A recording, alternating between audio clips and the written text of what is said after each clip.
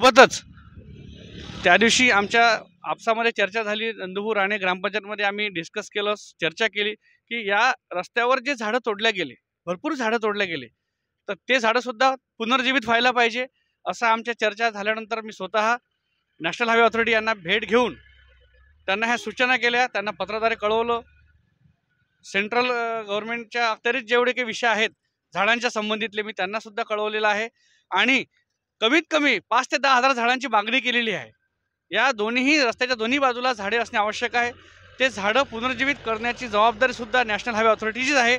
तर त्यांनी ते स्वीकारलेली आहे आणि येणाऱ्या सीझनमध्येच, या पावसाळी सीझनमध्येच 2700-2800 झाडांची त्यांनी मागणी केलेली आहे. ते त्यांना लवकरच मिळेल अशी मी अपेक्षा करतो आणि ते झाडं उभं करण्याची, ते झाडं मोठे करण्याची जबाबदारी 3 ते 4 वर्ष सुद्धा कॉन्ट्रॅक्टरची असेल अशी मी ग्वाही देतो.